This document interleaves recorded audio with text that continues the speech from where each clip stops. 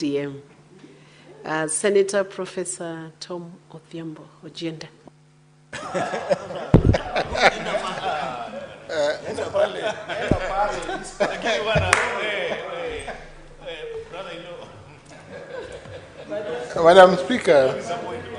Madam Speaker, contributing to this motion after Senator Sifuna and speaking to the very successful, I must say, for this country, bid by the Right Honorable Raila Odinga to secure the leadership of the African Union Commission, coming face to face with Madam Speaker, issues that the Secretary General of my party, ODM, has correctly enunciated this afternoon, that due to geopolitical questions that abound in the Gaza, the views of various structures, Madam Speaker, the conflict between Israel, of course, and Palestine, and all those questions, Madam Speaker, but also the geopolitical questions that in some way found their place, Madam Speaker, onto the table, onto the voting table, touching, Madam Speaker, on the conflict in the DRC that has been properly dealt with by the Secretary General Sifuna, Madam Speaker, led to several implications, Madam Speaker. For the first time, Madam Speaker, many Kenyans were learning that under the rules of the African Union, not 2 rounds, not 3, not 4, but 7 rounds are possible in an election. And we saw, Madam Speaker, that out of the 7 rounds, the first 2 rounds were successfully won by Baba, and he stepped out of the 6th round, going into the 7th. Madam Speaker, these rounds of elections speak to a number of questions, Madam Speaker. It is the democratic intention of the rules of election of the African Union to afford countries an opportunity, and leaders an opportunity, and candidates an opportunity to integrate and reintegrate Africa even during elections. And it is for that reason that it was only in the 7th round that Yusuf of Djibouti garnered the required 33 votes that are required under the rules to win an election for the AUC chairmanship. Madam Speaker, I speak not as one of those senators who have spoken to the need for thinking beyond the election. But I speak, Madam Speaker, on this podium as a senator who is concerned about the unity of this country. And that beyond the election, Madam Speaker, a framework, though I am not a party leader of ODM, though I'm not the Secretary General of ODM, a framework, of course, will eventually be found for the political party to settle onto a position.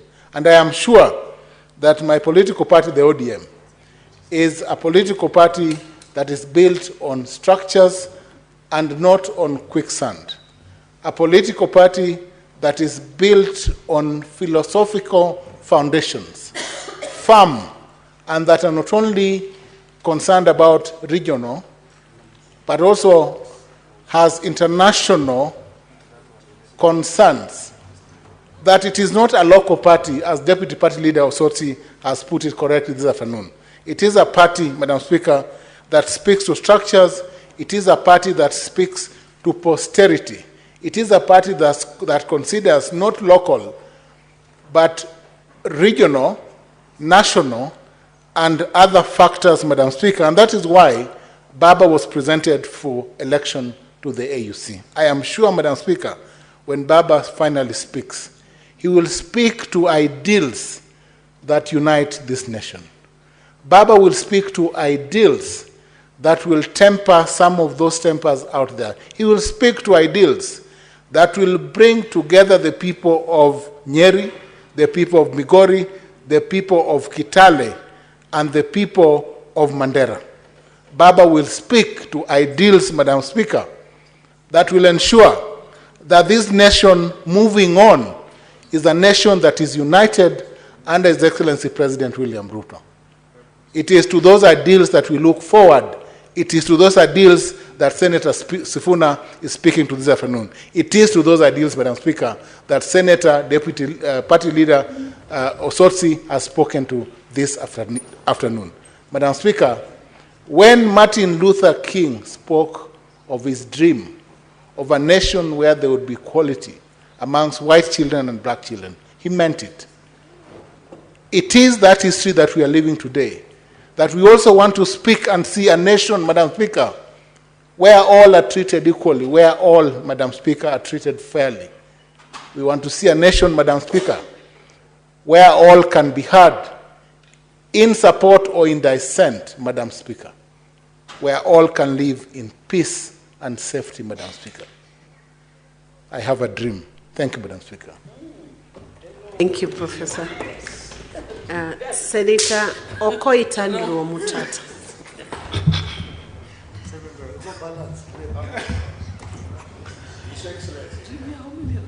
Madam Speaker, thank you for the opportunity to address this House on this very important motion of Kenya's place in the international order of nations, and especially on the African continent. Before I do that, I also take the opportunity to pass my condolences and to pray for our two members of parliament who recently left us and went to be with the Mecca. I was held up yesterday in other official functions and I could not contribute to the motion when it was here.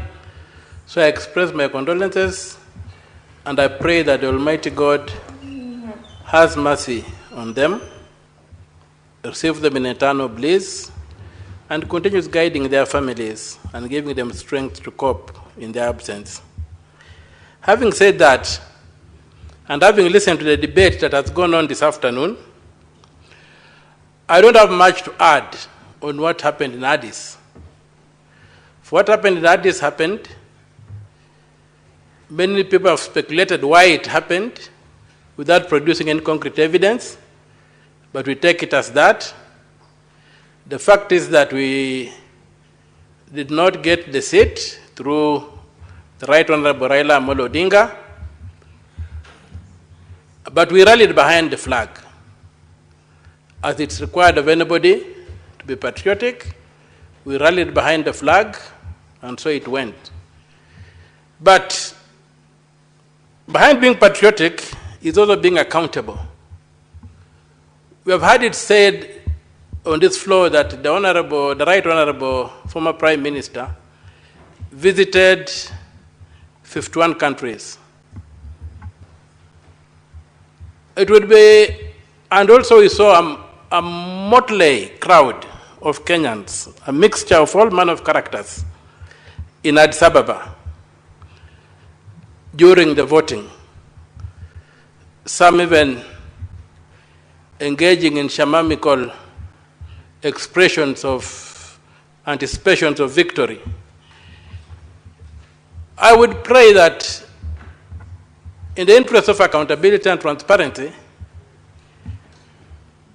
this House be informed how much money was spent on the campaign. Was it private money? Was it public money? And if it was public money, who authorized it? Was it in the budget of Parliament? Or was it in some mischievous arrangements between the Treasury and elements in the executive? Because it is this kind of escapades where there's no accountability that are used to steal money from Kenyans. So my interest is that the campaigns are over. We rallied behind the flag, but let us be informed how much money was taken out of the Treasury, if at all. and what procedure was used to authorize that. Because I've checked the Appropriation Acts of Parliament, I've not found any provision for that campaign. And so I would want to know how much was spent on that campaign, and if Parliament was not involved, who authorized the Treasury to spend that money, if the money came from the public? The other issue that I would like to speak, yes, please inform me. Would you like to be informed by Senator Eddy? If it's credible. Proceed, Senator Eddy.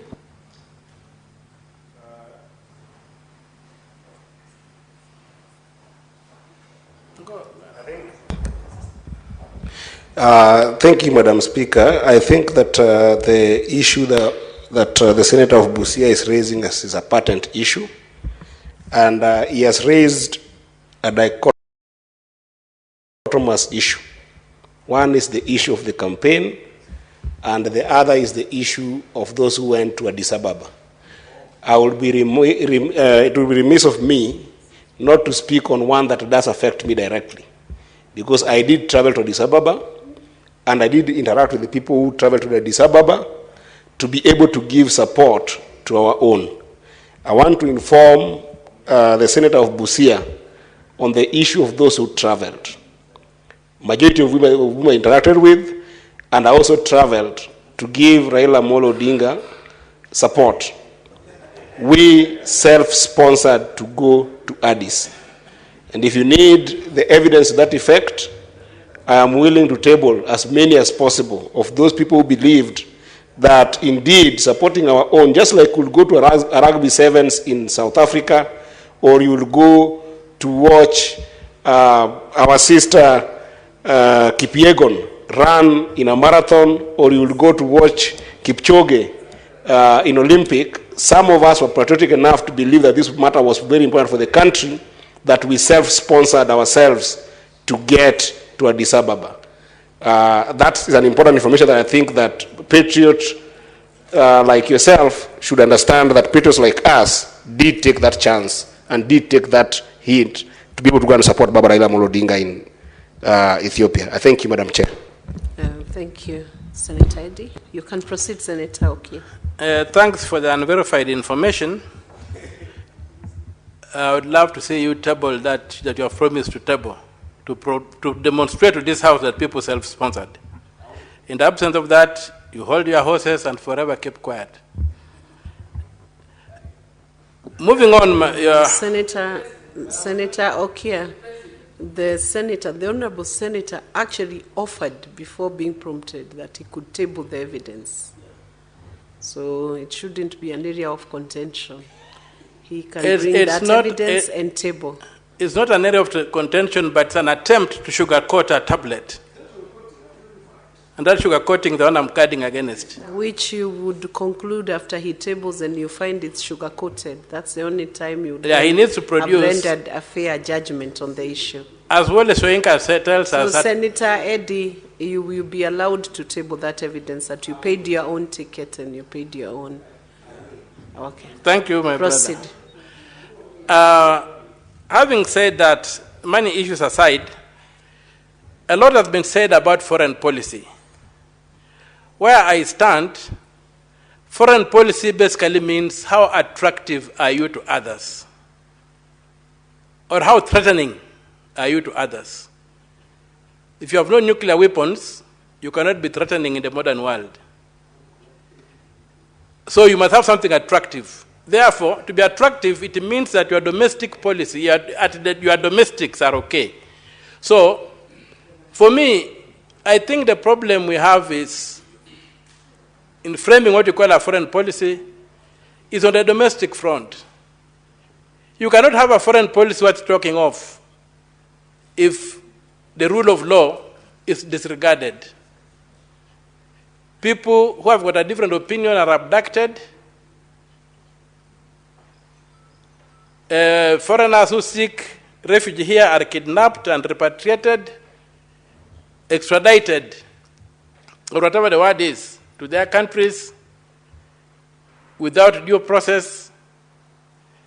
All those things, when you can't pay your schools, your universities, your hospitals, everything is in a mess. Your debts are unserviceable. You can't talk of a foreign policy when the home front is on fire. You can only talk of a foreign policy when and if the home front is proper. And so when you talk of the home front, we have got this thing of governance by merchant values. Some may call it deal making, but almost what you talk of the merchants of Venice in the plays of Shakespeare. Here we are, that today in Nairobi, we have the Janjaweed being allowed to open an office. This is a genocidal organ that tried to eliminate black people, and it killed millions of black people. It was not even religious, because the people in Darfur are largely Muslim, profess the Muslim faith, but they were killed because they were not Arabs by this group. It's a record, it's a matter of public notoriety that the Janjaweed, which has now been given an office in Nairobi to operate from, has a history of trying to eliminate black people. What do we stand for as a country? Who has benefited from that process? Where is the due process leading to that particular decision? Article 10 of the Constitution is very clear. And it's very clear by stating that policy decisions, and that tax the executive, must be subjected to public participation. At the very least, a paper should have been tabled in Parliament on the issue of Kenya wishing to go to bed with the Janjaweed. Then you could debate it. Also surprising is that this thing has happened so soon after the Addis Ababa debacle. I call it a debacle because, looking at the evidence, such things don't happen overnight. There must have been negotiations and must have been interactions between this group and the regime running the Republic of Kenya.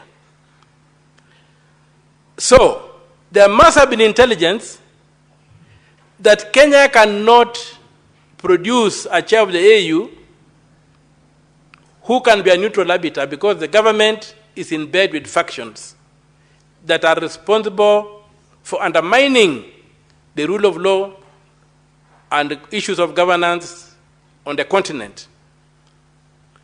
So I'm sure people knew. And we know some time back, His Excellency Dr. William Samoei Ruto was proposed to be chair the negotiations over the Sudan. And we remember the government in Khartoum stating in very clear terms that it could not allow it because they perceived him to be biased. A few years later, you can see that their fears were not idle.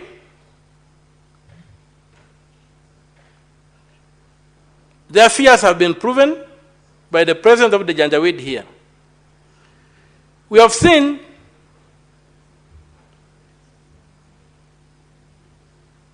matters happening in this country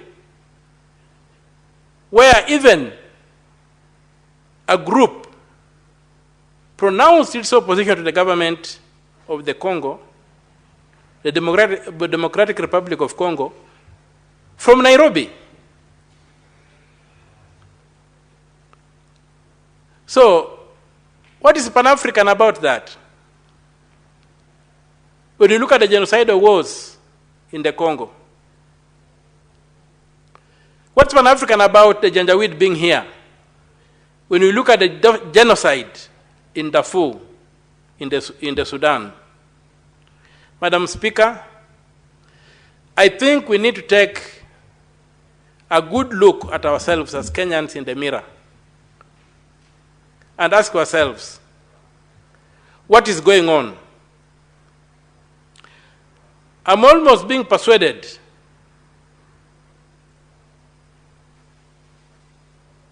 that we are getting to a point whereby the Republic might need to invoke Article 144 of the Constitution.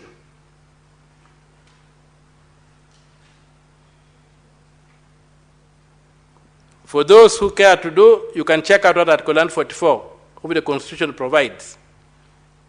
Because some things that are happening defy logic, defy any attempt at understanding them,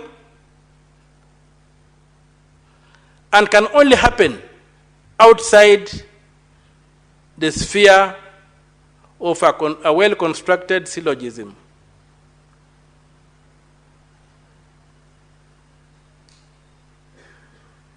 Madam Speaker, it's a very, very heavy heart that today I stand in this august house as a powerless legislator, a house that has totally failed to have any impact on the executive, a house that has got absolutely nothing to write home about its achievements. Absolutely nothing. Even if you gave them the back of a postage stamp and a felt pen, they would not feel it within an achievement you have had in terms of checking the executive. We have not, and we don't understand the insignia on our own desks here. Deputy Minority Whip, Minority Whip, Minority Whip, and a Majority Leader, whatever. Which is a clear statement that this House is not an extension of the executive. We'd be having a government side and an opposition side if the executive was given from this House. The executive in this country was directly elected by the people to be accountable to this House. The structure of the Constitution is such that the president must be lobbying and begging this House to allow him to do what he wants to do as a check. If it's appointments, they come to Parliament for clearance, be it in the National Assembly or here. If it's a budget, it comes to Parliament for approval. But things have been turned on their head. And today, it's MPs kneeling before the president instead of the other way around. So I'm totally ashamed and embarrassed that I belong to a parliament that is totally incapacitated for reasons that I don't know. Everything has been turned on its head. And as a result, the executive behaves like it's a law upon itself. That's why the Janjaweed can be given an office in Nairobi at the whims of an individual and claim that the people of Kenya have welcomed the Janjaweed to come and run their genocidal government from Nairobi. It's extremely sad. Madam Speaker, I plead with my fellow members of Parliament in the Senate and in the National Assembly, senators and assemblymen and women. Senator Osotsi, you have an intervention? Have you pressed for intervention?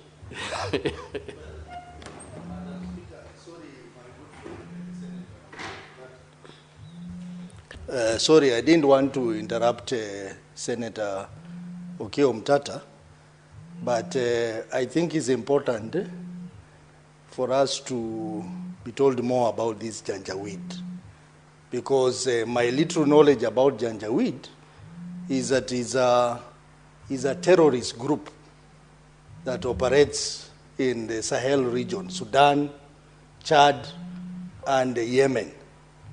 And Senator Omtata, whom I respect a lot, and I know he has a lot of information, he has said that they have opened an office in Kenya. So I think this is a serious matter that even me as a representative of the people, I would like to know more about that. Have these people opened an office in Kenya, and what action can we take as a representative of the people? Because this Janjaweed, which translates to devils on a horseback, that is what it means in English, is a destructive group, is a terrorist group, which was even defined as a terrorist group by the United Nations. So if indeed they are in Kenya, and I don't want to doubt what Senator Omtata is saying, because he has always proven that whatever he says, he has researched very well. So I think I need to know more about that, Madam Speaker.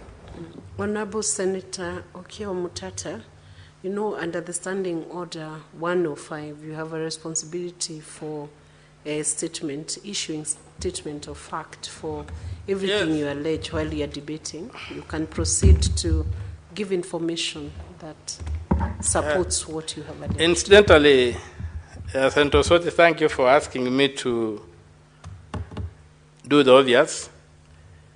I always carry my laptop, and I've just clicked in the word search under warring factions in the Sudan.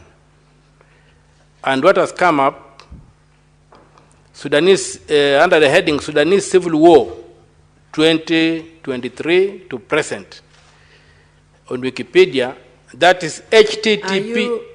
Honorable Senator, are you presenting social media facts? It's not a social media fact. This This is an internet resource. It's a Wikipedia, an internet resource. Yes, it's an authority, and I've referred to it. So the two opponent factions consist of the Sudanese Armed Forces, SAF, under Abdel Fattah al-Burhan, and the Paramilitary Rapid Support Forces, RSF, and its allies, collectively the Janjaweed Coalition, under the Janjaweed under Hemedit. What is your point of order, Senator Eddy?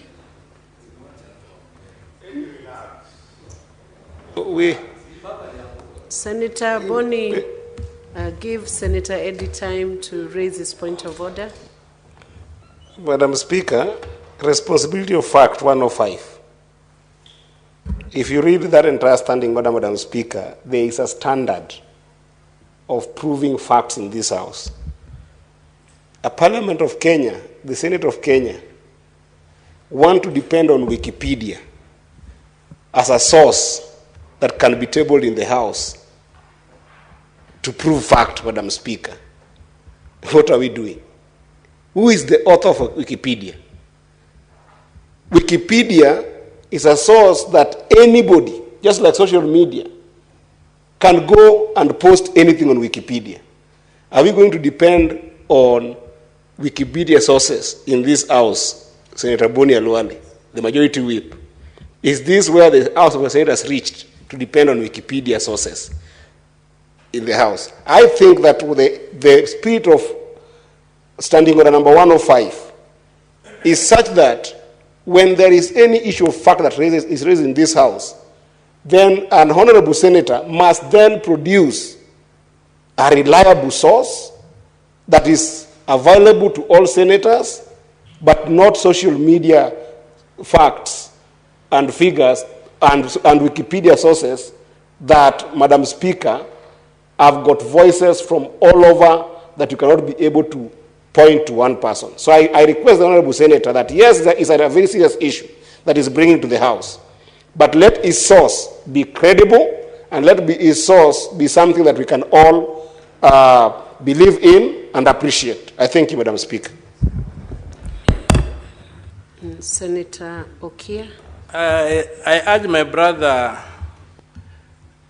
senator from Migori to dismount from his emaciated and starving high horse and understand that Wikipedia always has links to sources where the information comes from. But that as it may be, I would also like to bring in another authority. I was still producing authorities. Okay, Senator Okia, it's your responsibility to give verified information whose authors may be known or the source is credible. So yes. I will now request you or guide you to give the author of the information you're giving or the source that you are giving from that Wikipedia. Well, I'm here. I've left the Wikipedia alone. I'm here at https://www.cfr.org/global-conflict-struggle-sudan. By its heading of the document is called Civil War in the Sudan by the Center for Preventive Action, a highly recognized body. Senator Okia, I appreciate what you're reading, but you're the only one in this house right now who has access to what you're reading. My lady, I am not able to see lady, the source. We have got computerized systems here, and if people are not able to use them, I cannot be responsible. I'm guiding you, sir. I cannot be responsible for the ignorance of members. Senator Okia, yes, I'm giving you a guide. Yes, Madam Speaker. I want you to table that evidence in the normal procedural manner, which evidence is tabled in this house or statement of facts are verified in this house. If you're able to table it within the next short while, it's okay, table it. I can also have a look at it. And you can also table it. My lady, yes. I'm guiding you to make it easier because this is an important question. It's a serious question that cannot be trivialized. You are talking about Janjaweed. It's been named as a terrorist group. Can you table that evidence in the normal fashion so that senators can also get a copy of it? You can print it and table it.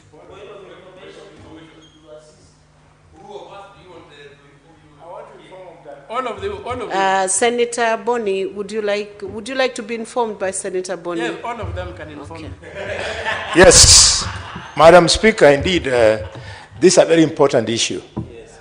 And we should not muscle the Senator of Busia without paying attention to what he's saying. Wikipedia is an encyclopedia which is referred to in Hawaiian language. In Hawaiian language, Madam Speaker, encyclopedia is referred to quick, fast speed.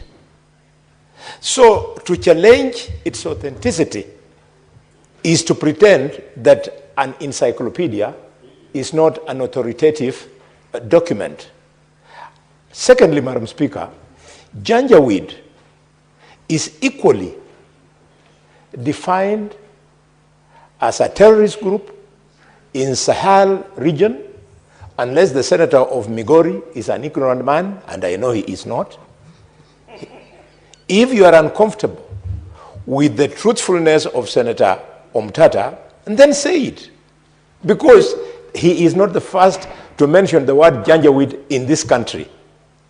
It is in public domain. And in parliamentary palace, Madam Speaker, as I informed His Excellency Okia, matters that are in public domain are admissible. Thank you, Madam Speaker. Beyond the point, Senator Boni, beyond the point of information on the encyclopedia, I think the question was whether Janjaweed is set in Kenya, is located in Kenya. It's not denying if that was what Senator Eddie raised, whether Janjaweed is having official location in Kenya.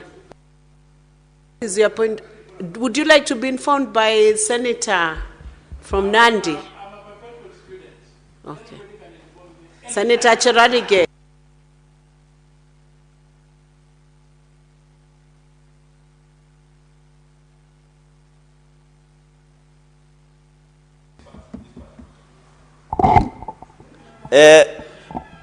Madam Speaker, on a point of information, I want to inform that the issue of Janjaweed, Mr. Speaker, Madam Speaker, started in 2003, and by 2013, the Janjaweed created an offshoot called Rapid Support Forces, RSF. So when you refer to RSF and Janjaweed, they are of same family but different species if you did biology. So people who did biology and brilliant like us who went to Kapsat Boys High School, who has produced 2 presidents, Moi and Ruto, then you are able to understand. So I think the issue should be, if RSF is in Nairobi, is it the same as Janjaweed is in Nairobi? That can be left to the jury to decide. I thank you. What is your point of order, Senator Eddie? Is it on the same issue? No, Madam Speaker, you know, when there is aspersions thrown to a member, it becomes a very important issue. And that is 101. I think the entire 101 applies to what the Senator of Kakamega has just thrown as aspersions on my character. Because, no, I haven't even said what I'm saying. Why are you guilty? Before I say what I want to say. Under which standing order have you 101. 101, Madam Speaker, talks about, throwing aspersions on members. It talks also about what can be considered abusive or insulting language. Madam Speaker, if you read 101.3, you will find what the standing orders guides on this. Madam Speaker, there is what we call syntax in the language with which the Senator of Kakamega has implied that I'm ignorant on these issues. And the word ignorant, Madam Speaker, I find it insulting. That is one. Number 2, Madam Speaker, he has also implied that I am not comfortable with the truth that the Senator of Busia wanted to bring in the House and still bring in the House. Madam Speaker, I beg to make it clear that the Senator of Busia intimated that Janjaweed is based in Kenya, for which he went ahead to seek the source of Wikipedia to prove that. And all I wanted to know, because it's a very important issue of national security interest in our country, and we cannot let it go. All I want to know is that, is there a source that we can depend on that shows that Janjaweed is based in Kenya? Because if it is based in Kenya, we must take serious security matter on this. We cannot just let it pass. A senator cannot say that Janjaweed is based in Kenya and let it pass as a simple issue. So, Senator Boni, I hope that you get where I was coming from. I am not in any way refusing that Janjaweed has been a terrorist group that has terrorized the people of Sudan. That is true. That's factual, and that is in the public domain. But is it true that they're based in Kenya now? If that is true, we must deal with it. I thank you, Madam Speaker. Senator Eddie, while you may be in order to raise a point of order, first, your first point was overtaken because Senator Boni was not on his feet when you raised that issue.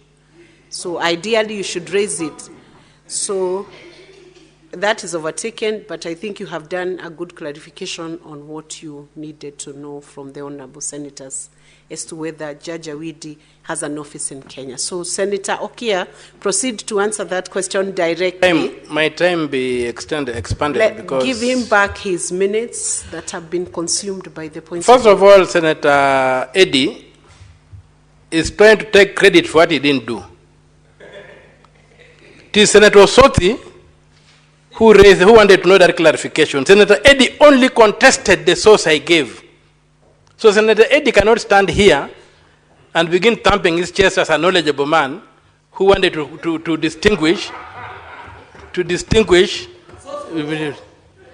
only challenged Wikipedia. You didn't understand what Wikipedia was, and Honorable Khalwala has helped you to understand what Wikipedia is, including telling you about its Hawaiian origins. Now, my lady, in terms of taking him to standing orders, I don't think that we are still in the age of brick and mortar as security. Today, we don't look for real wealth on the ground. We look for it in space. We have got these screens here. Are they decorations? We have got these iPads here that every senator has. Are they decorations? When I give a URL, a universal resource locator, for a document on the internet, I expect this house to have the capacity to access the document and not to be told that I should bring in paper which results in the destruction of trees. I'm bringing no paper into this house. I'm digital, I'm futuristic. My eyes are on the stars, not on the ground. Yes.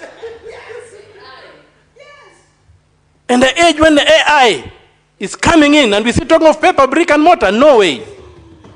I challenge the House to log into the URL I've given and display the information on the screens in this parliament. Now, here and now. And individual senators who cannot use their gadgets should ask for a refresher course to be taken for induction so that they can access the internet using the gadgets in this office. The taxpayers do not enable us in vain. They don't enable us in vain. So when I carry my document, my gadgets here, and I talk as a modern man in the 21st century, I am addressing modern people in the 21st century. None of the information I give is meant for Stone Age people. And if you belong to the Stone Age, you don't belong to where I belong.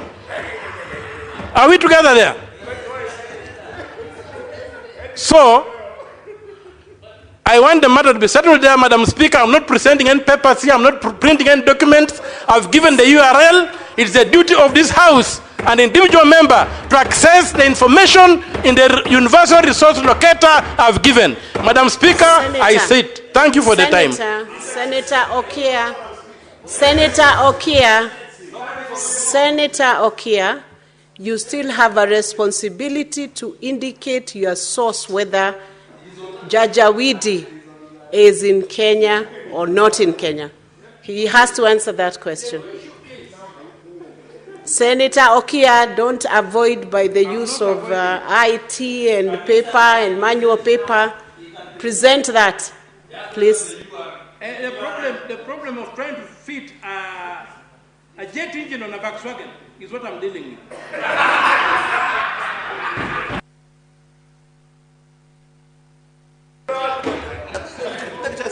Yes, my information from, I would like to be informed, Madam Speaker, by the Senator, I have first directed you what to do, to give the evidence and but to you have refused. Whether Janjaweed is. Can you display the document I've referred to on the screen, then I'll point to it and walk people through it? Oh, that's what I'm requesting. Yes. I've given a universal resource locator for the information I've given in this House. Can you access the document? Clerk, are you able to display that? Just hold. Wait a bit. Wait.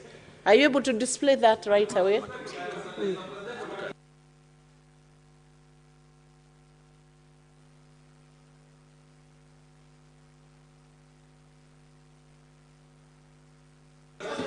Senator Okia, I direct you to go to the technical team, table the URL you quoted, the source of that website, and then it will be dealt with. It is your responsibility once again. It is not the responsibility of the clerk to table for you. You table the evidence with the clerk. Give the information. Give the details of what you need displayed. Madam Speaker, it is not at the table. Your authority is limited to the confines of this building during debate. You cannot give me instructions. But the clerk is here. Can you table it now, Senator Okia? I have directed you. I can read it out. Write it down for them. I have They given you the guide. They are skilled in writing. I have given you the guide. Senator Okia, you are bordering on being disorderly now because you are disobeying the chair. Okay, Madam Methu, Speaker, order. if that's the attitude you are taking, I sit down, I cease my contribution until I get to a forum where I can be understood. Thank you. Address. You are out of order, Senator Okia Omutata.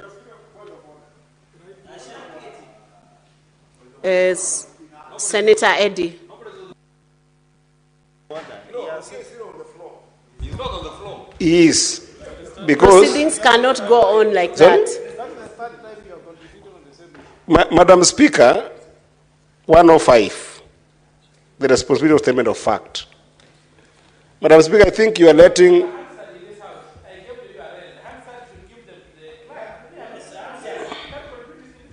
Madam Speaker, may I be protected from Senator Okia Omtata? Madam Speaker, I want Senator Okia Omtata to understand from point of order number 105 that nobody is disputing the importance of the issue that is raising. In fact, that issue is so important to all of us. It's very important to the country. But Senator Okia cannot say something that he cannot substantiate and run away from it. I think that is disorderly, Madam Speaker, because the source online, and nobody was requesting for a paper source, even the sources online are not all credible. Madam Speaker, that's the argument I've been making here. That if you say you've got a source online, it's not about whether people cannot be able to access online sources. It's about, can you rule, Madam Speaker, on what is the threshold of credible sources that must be given in this house, whether paperwhite or online? Because if the Rocky is going to run away from giving us sources because he knows that the source online is not credible, that's not fair to this house, Madam Speaker. And I think that we expect a ruling on that, because I would want to know, as a citizen of Migori, if Janjaweed is in this country and have an office in this country, then I must know how I protect my people in Migori County. Then I must know I participate in this house to make sure that our security is guaranteed, Madam Speaker. It cannot be said as a passing statement, as a political statement, and let to go like that, Madam Speaker. I request for your ruling on the credibility of sources, Madam Speaker, under 105, and number 2, whether Senator Okia Omtata is obliged to be able to provide that source online or in paper for us to follow. I thank you, Madam Speaker. To who? Who are you informing? Cannot inform the Speaker. Before I rule on the point of order by Senator Eddie, I'll give Senator Kenywa an opportunity to raise his point of order. His point of clarification.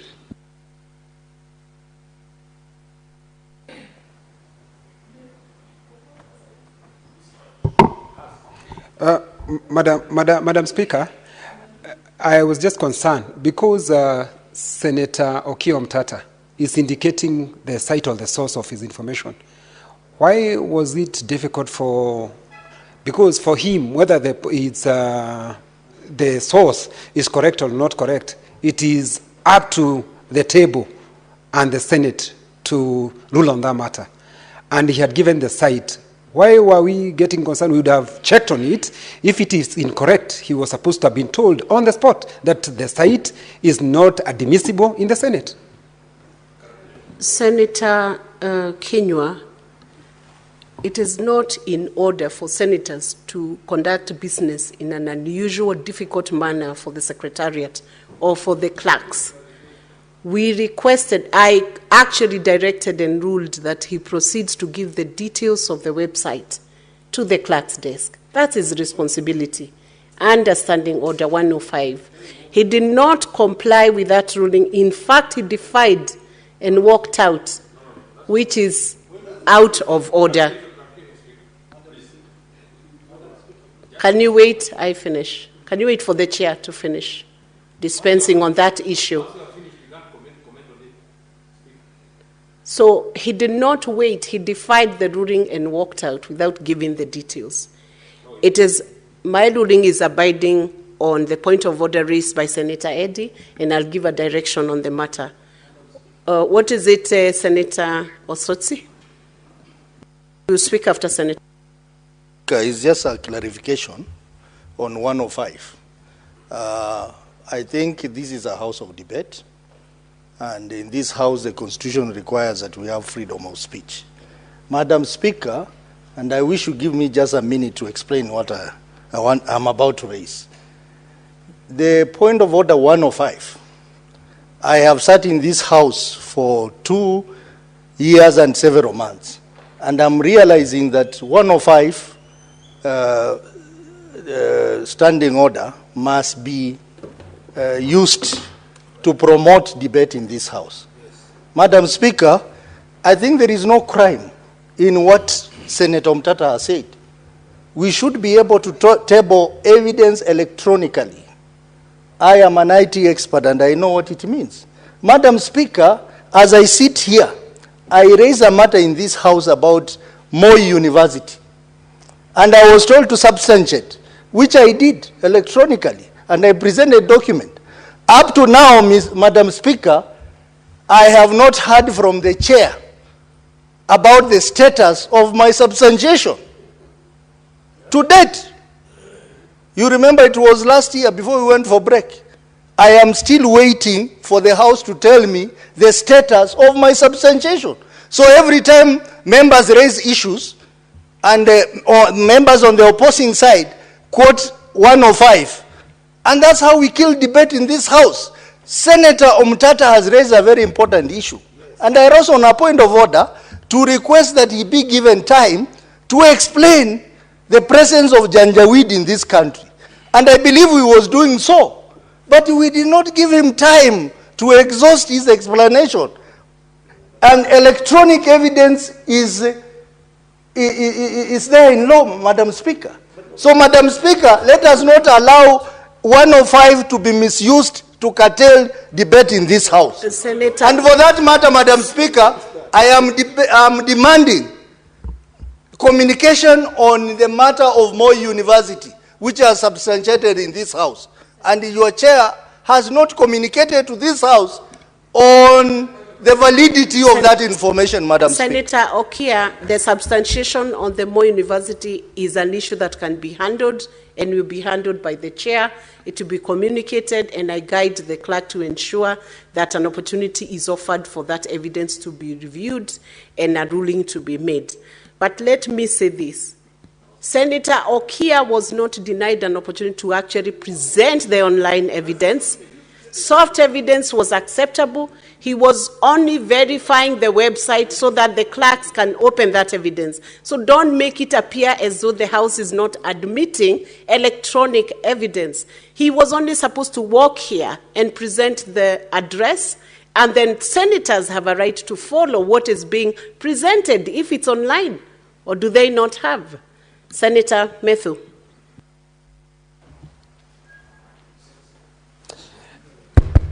Honorable Speaker, with tremendous respect to you as the chair, I think it would be a misrepresentation of facts, in my opinion, because the Hansard is actually here.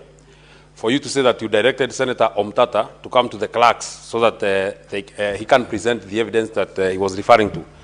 When Senator Omtata was, actually, the last time he spoke here, he said that your powers are limited to these precincts of Parliament, because what I am made to understand and what Senator Omtata understood, you directed him to the technical team. You never directed him to the table.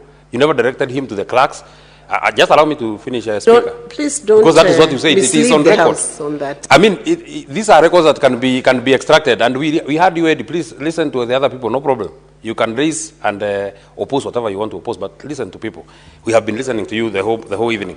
But more importantly, Honorable Speaker, the honors of determining which evidence would be acceptable to this House is yours as the person who is presiding upon this House.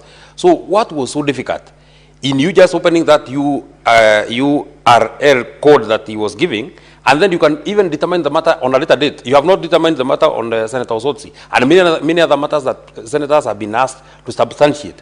You just take that website. I agree with Eddie, Senator Eddie. It may be an admissible website or not, but that is upon yourself to go and make that determination. But I actually feel, as you retire to give that communication, because you have said that you are giving that communication tomorrow, if indeed you give that communication with the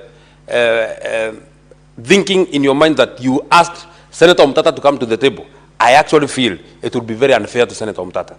Senator Methu, the answer will be reviewed because I directed him to walk to the clerk's desk, present to the technical team through the clerk's desk. I did direct that. I think that was clear. If it escaped you, it's there in the answer. Senator Madam Speaker, what has happened this afternoon is very important on how we will be conducting our business, especially those who are not analog, the likes of Mutata who have gone digital. And you know, Madam Speaker, we have a standing order 265 that is supposed to guide us. And you know, he has raised an important issue that he doesn't want to litter the floor with papers. Senator Osotsi, so Madam Speaker, Senator Mugeni, I believe as you raised that issue. Yeah, the point I wanted to make, because it is incumbent upon the chair, maybe to give a considered ruling. Because the other day, you saw I was on the floor referring to a judgment and I was told table. What I did is I just took my phone and shared the document with Senator Cherage. So maybe going forward, what maybe could have happened for Senator Mutata is to be told, share the document with this email to the clerk. And then that should be, then it is displayed. And we are here as PSC to assist this House in conducting business in a very flawless manner. In fact, Madam Speaker, if you read, I think standing under 265(4), it says that a senator can share, who intends to display a document, shall share the document with the clerk for purposes of display.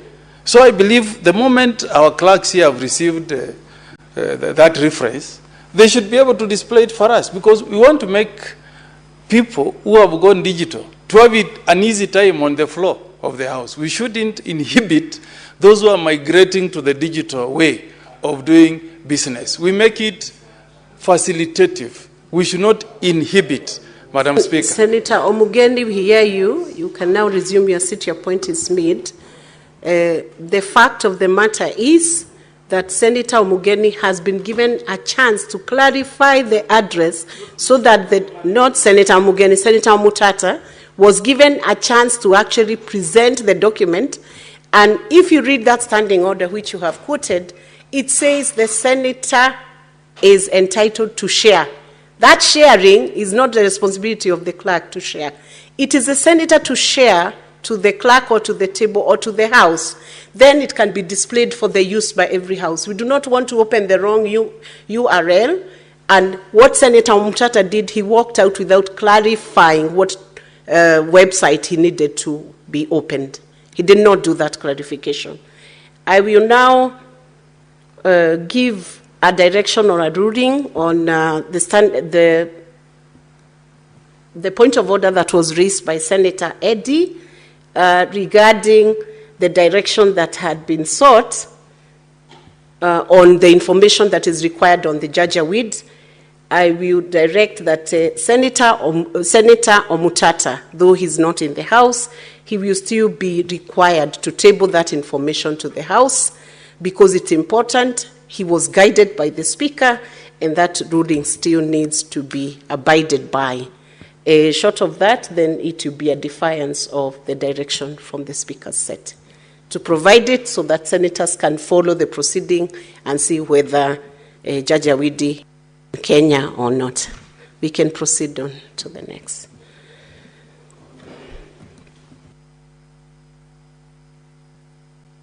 Senator Karungo.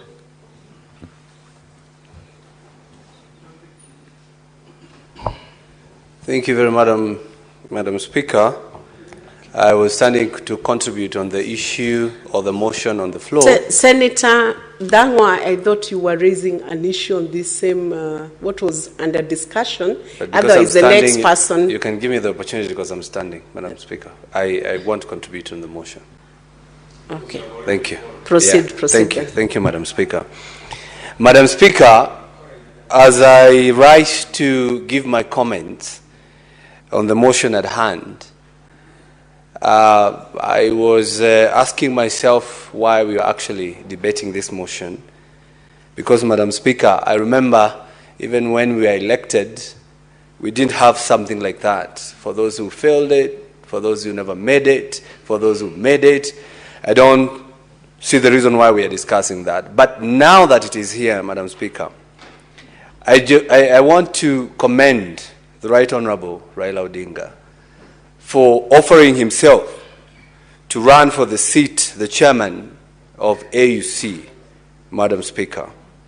Madam Speaker, some of us have been accused, probably we celebrated, when he failed to capture the seat. But I want to tell you, we never celebrated because Right Honorable Raila Odinga did not get the seat. We celebrated because some of those who are fronting him failed, Madam Speaker. Madam Speaker, Right Honorable Raila Odinga, Madam Speaker, I agree, was best fitted for that seat. But just like 2022 elections, Madam Speaker, he lost because of those who fronted him, Madam Speaker. I wish Raila could have gone for this seat alone. I wish he could have campaigned. He has connection within Africa nations. He knows presidents. They know him. If he could have campaigned alone, without president behind him, with him all the time, I tell you, Madam Speaker, Raila could have gotten the seat. Madam Speaker, he lost the seat because of various reasons. And it's good for us to understand, because going forward, we might front another candidate. And it is very sad even to hear a CS, Madam Speaker, calling Kenyans and telling them those who celebrated Raila's downfall have small brains, Madam Speaker. It is quoted, a whole CS said Kenyans should not have celebrated because Kenya lost.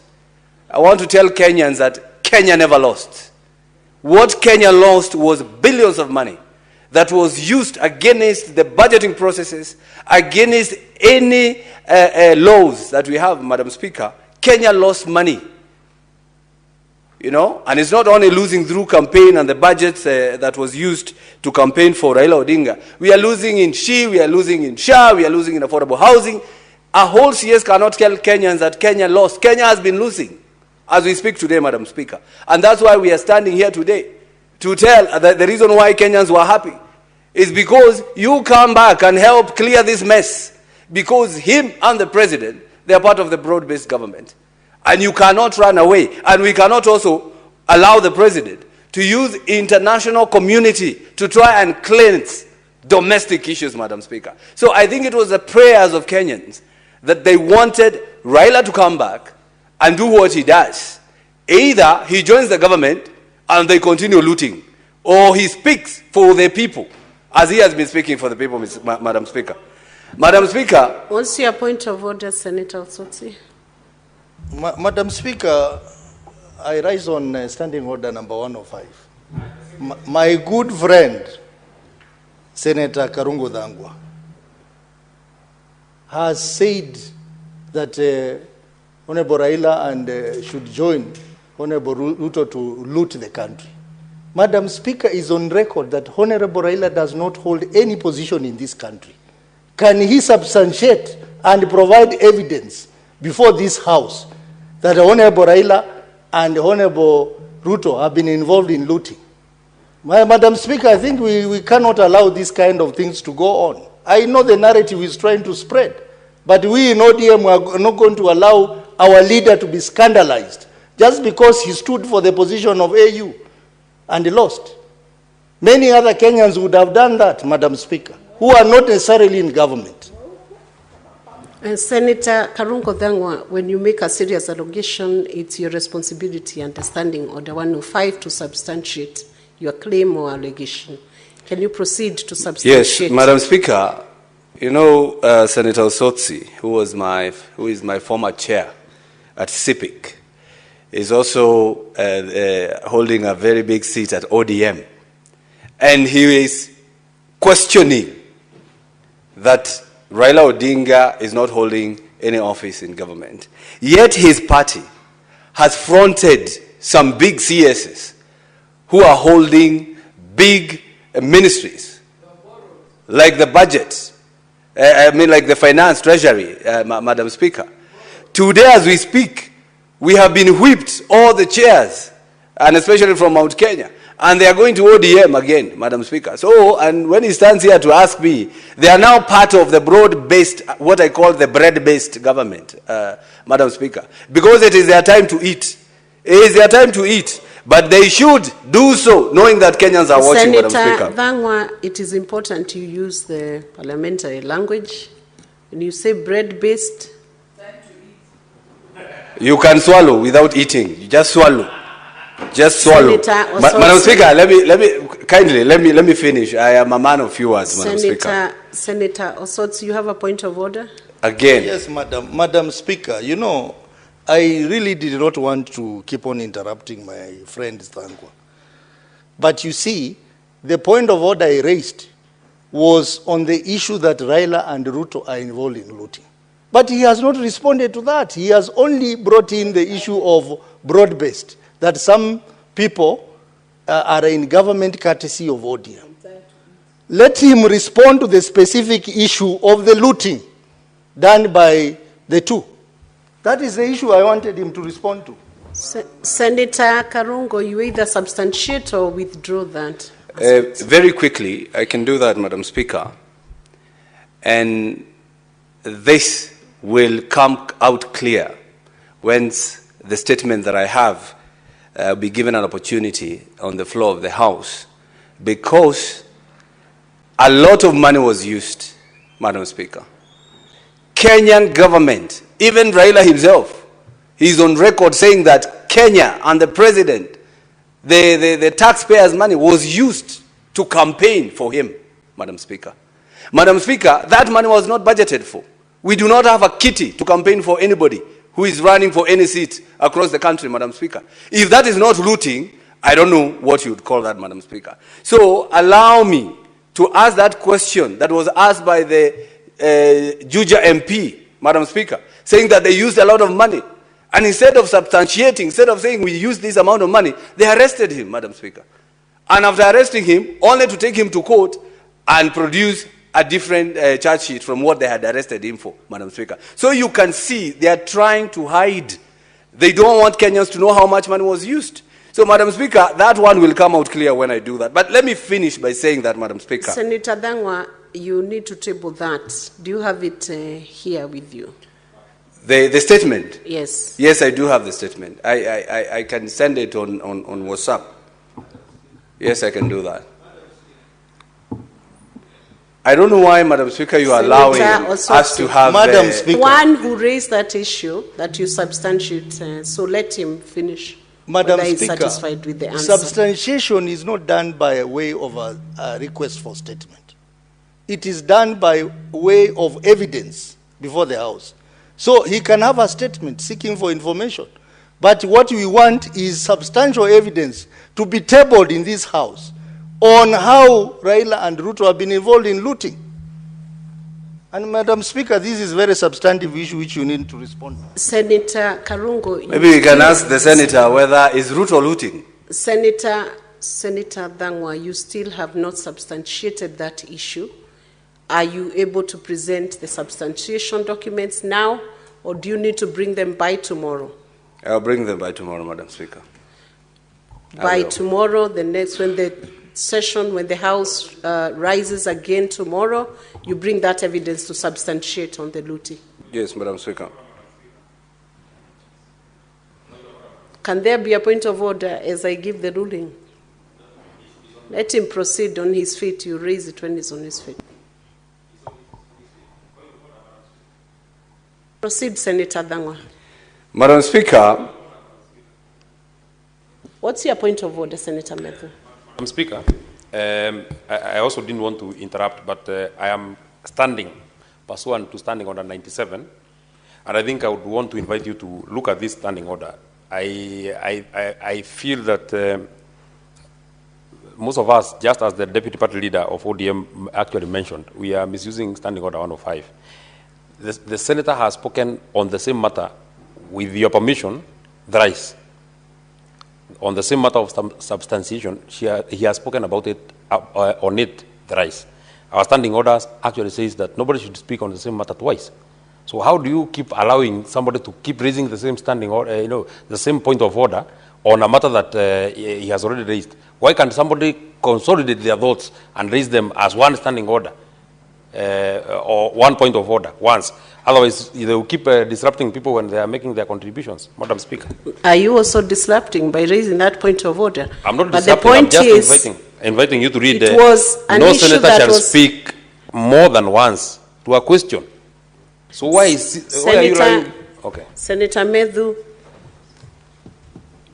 Yes. Senator Karungo was requested to substantiate, and this was a request from Senator Osotsi. And Senator Osotsi has to respond whether he's satisfied with the substantiation, and I've given a direction on that matter. No need to further push that matter. Karungo, Senator Karungo, will you bring in the substantiation tomorrow? Proceed, Senator Karungo. thank you very much, Madam Speaker. Madam Speaker, I think we should also look into that Standing Order of 105, because sometimes it can be used to suppress what the senators are thinking. And because we are the oversights, Madam Speaker, it is their work to substantiate, Madam Speaker. But nevertheless, as I was saying, Madam Speaker, Kenyans want to know how much money was used. How much? Because the Kenyan coffers, the public coffers, must have used a substantial amount of money to campaign for Raila Odinga. The question is, how much was used, Madam Speaker? I remember when Senator Migori was speaking. He said that he paid the air ticket to Addis Ababa. Madam Speaker, you were very lenient to him when he was told to substantiate. And he said, I can do that tomorrow or whatever time, Madam Speaker. And you know, and I know, members of parliament who have been accused of receiving bribes in toilet of 10,000 shillings, nobody, Madam Speaker, would cough millions, there are hundreds of thousands, Madam Speaker, to just go and celebrate. It must have come from the public coffers, Madam Speaker. And that's what we are asking. And that's what we are asking, Madam Speaker. We want to know how much. We want to know a breakdown. How much was used on tickets? How much was used in hotels? How much was used to induce others, Madam Speaker? So, you know, it has been said here, Madam Speaker, yes, we are parliament. We are a parliament. We are supposed to be honorable members, Madam Speaker. But some of the things that have been done here, sometimes we question ourselves whether we are that honorable the way we are pretending to be, Madam Speaker. Senator Hamida, what's your point of order? Madam Speaker, under point 105, I have my ticket, I have my hotel booking, and everyone does. So seriously, you are the one actually and Eddie has collected all evidence. In fact, that's what he's going to do. But then I feel strongly and pained to be told that I was paid for. Or people, it was the government money. We all paid for ourselves, Madam Speaker. Senator Hamida, that's noted. Senator Eddie was directed by the Speaker to present evidence of those tickets, which I believe you present by tomorrow. Thank you, Madam Speaker. Proceed, Senator Thangwa. And finally, Madam Speaker, now on a more important angle, Madam Speaker, as I was saying, we need to know why we lost, Madam Speaker. And we lost because of 4 things, Madam Speaker. One is the relationship between Kenya and other governments, Madam Speaker. We need to understand that we have to be as diplomatic as possible as a country when it comes to other countries' affairs, Madam Speaker. And I believe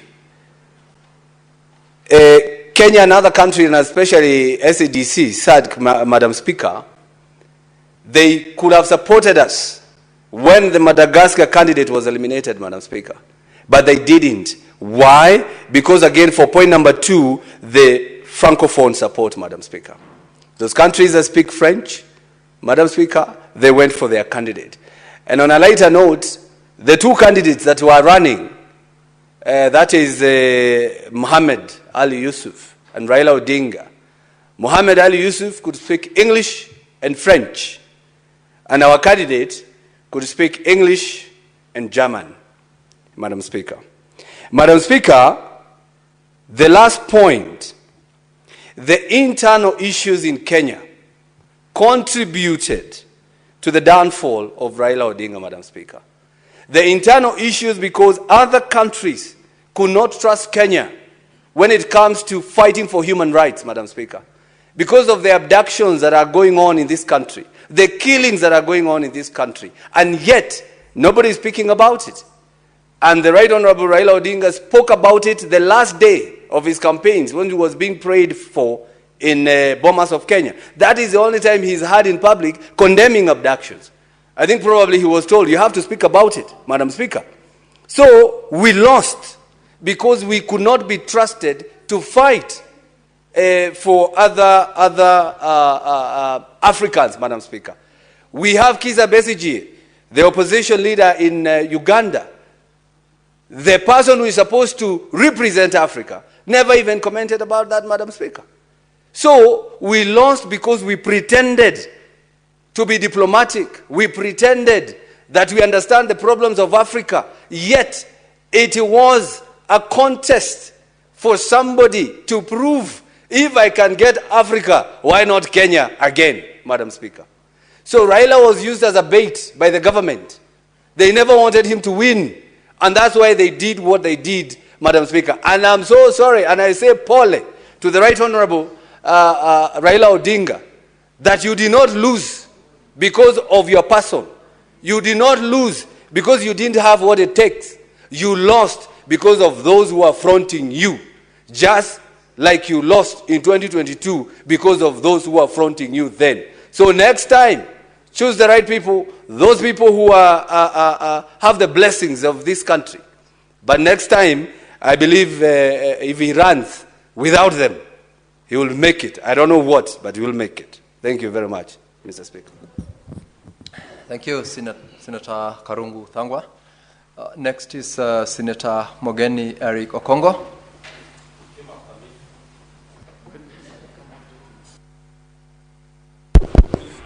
Thank you, Mr. Speaker, for giving me a chance to also make my contribution. Mr. Speaker, just like many Kenyans, I was so deeply disappointed that Kenya lost the quest to take the chairmanship of the African Union. Mr. Speaker, we all know, Mr. Speaker, that Africa belongs to all the 6 or so regions, Mr. Speaker. And as a person who has lived, gone to school, represents a county in East Africa, it could only have been fair that a candidate from East Africa takes over as the next chair of the AU. Mr. Speaker, AU belongs to all the 55 nations of Africa. Therefore, we want to feel a sense of belonging, Mr. Speaker. It's like a father who has many children. All these children need to have a sense of belonging. They need to feel that they are part of a family. So that was a very painful loss, not only for Kenya, but for the regional bloc called East Africa. And Mr. Speaker, if I was a president, this is the time I would have asked my brothers in the East African bloc to walk the talk. Mr. Speaker, I was in State House when President Yoweri Museveni rose and assured us Kenyans that he will be in Addis Ababa to second Raila Odinga's candidature.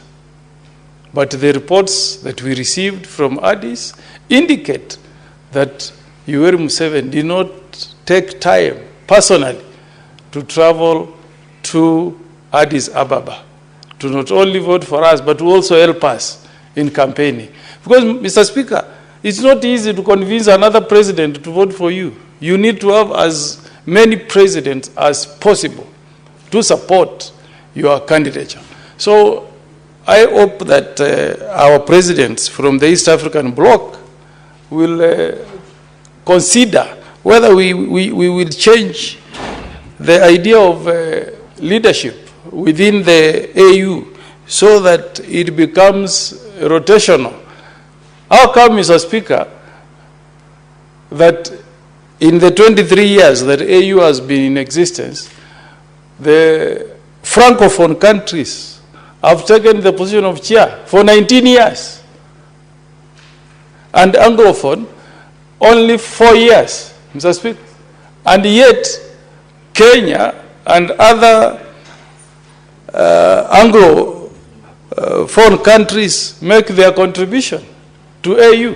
So, at times, Mr. Speaker, just like the way we do it in IALA, Mr. Speaker, you're privileged to be a lawyer. You know it, that the presidency of the East African Law Society is rotational. If this year the chairmanship goes to Kenya, next year the chairmanship goes to Tanzania, the other year it will go to Uganda. That way, you don't feel the pain of contributing to a body that will never allow you to take a leadership position. We cannot have an association or a union that is supposed to bring all countries together, but others have ganged up to ensure that other regions can never ascend to the chairmanship. Mr. Speaker, because the salary that pays that chair is also my taxes. By being taxed and by my country making a contribution, then I'm also having an expectation that one day, one time, I will proudly stand up and say, a fellow countryman or woman is chairing AU. So, in terms of going forward, I hope when there is a summit of the African Union, our president, President William Ruto, will put this issue on the table so that we can have, let us have ECOWAS in West Africa chairing. Next time, let it go to SADC, the way the other time we had South Africa.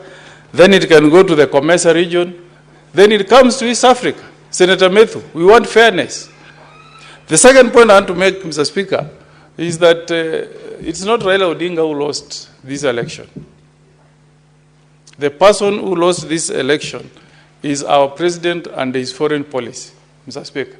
Because the way we handled this matter, Mr. Speaker, it left us with very little option of winning, Mr. Speaker. Because when you are doing a campaign like this, you must be conscious of the geopolitics, what your actions will mean to the person you want to vote for you, Mr. Speaker.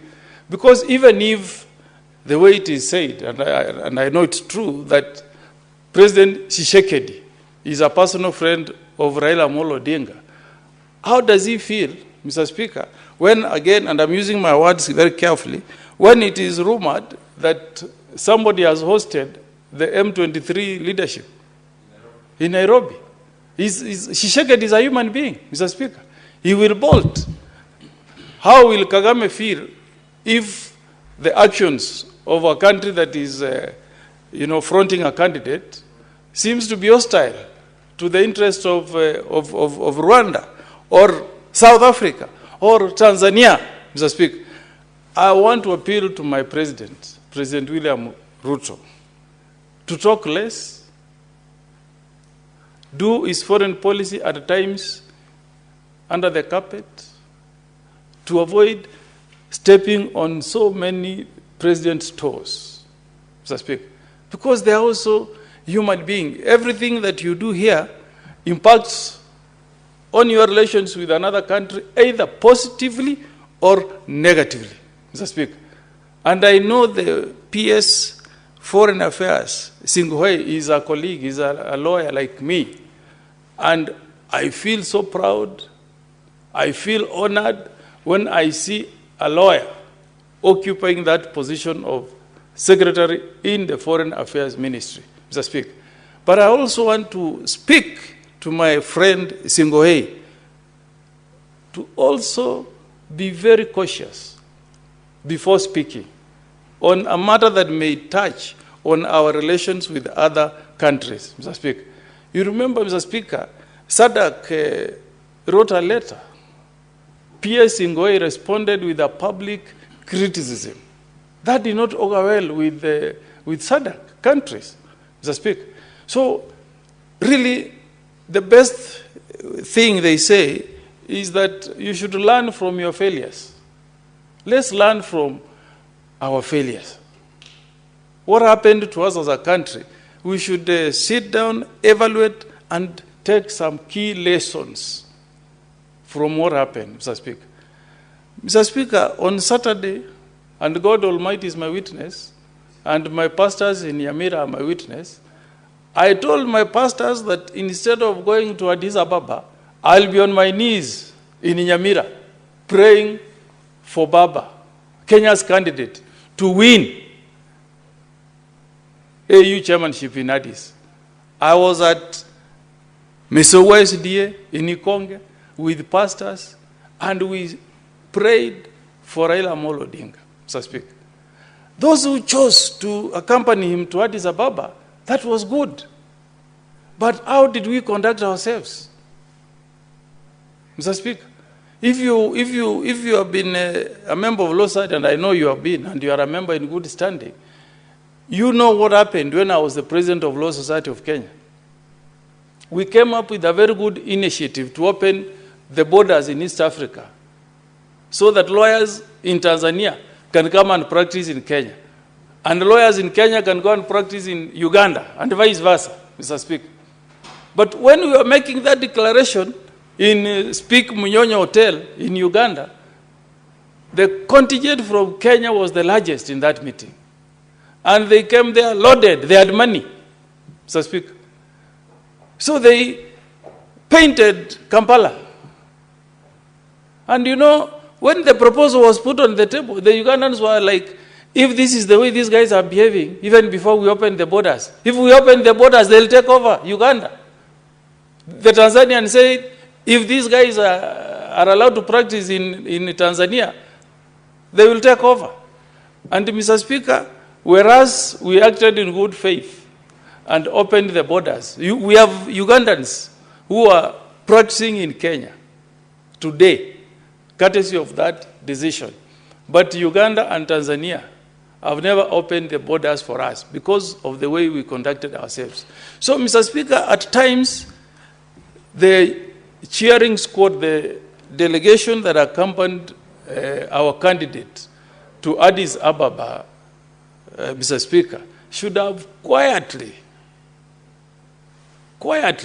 given moral support to our candidate without loading it on the other countries, other presidents, because social media travels faster than even normal news, Mr. Speaker.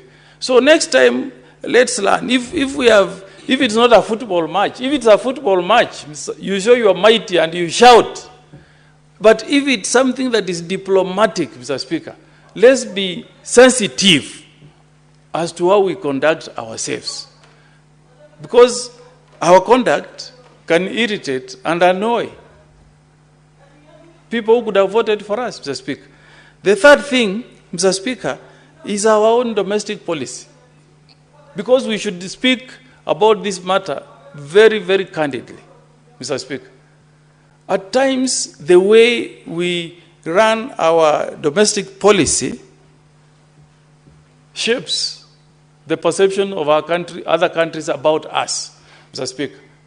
So, what has been happening within our borders, we should also go back, look at the mirror, and ask ourselves, out there, how do other countries in Africa look at us as Kenya? How is our human rights record, Mr. Speaker? Have we created a country that has people who are happy. Because, Mr. Speaker, every year you get an index released on the happiest people in the world. Which country? I think currently it is, if I'm not wrong, it's Norway, followed by, I think, Australia and others. So we also need to know, have we created an happy population as a country? Mr. Speaker, when somebody was contributing on this floor here and mentioned SHA, Mr. Speaker, somebody from Nyamira sent me a note. He was given at a hospital called Christine Marian for a patient called Douglas Nyang'au, whom they were trying to admit this afternoon in that hospital. And Mr. Speaker, what he told me is that that hospital told them they don't accept patients to be admitted using that SHA card. That SHA should only be used in public hospitals. Yet, Mr. Speaker, we are priding ourselves as a country that has rolled out universal health coverage for everybody. You know?